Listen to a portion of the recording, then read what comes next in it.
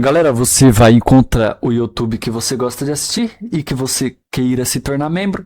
Você vai apertar na opção aqui, ó, seja membro. Lembrando, cada YouTube tem o seu valor. No meu caso aqui é R$3,99, R$4.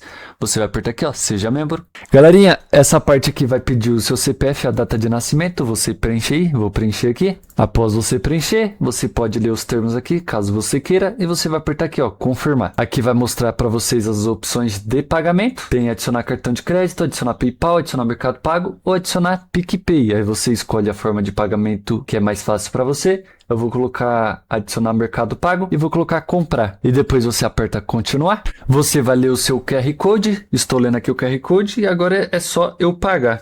Lembrando, galera, quando você assina, ele é por mês, ele vai ser cobrado do seu banco automaticamente, no meu caso aqui do Mercado Pago, e depois você vai apertar aqui, ó, comprar. E após você se tornar membro, vai mostrar a mensagem que é olá, fechou? Tamo junto, deixa o like, se inscreve aí e qualquer dúvida deixa no chat. Valeu!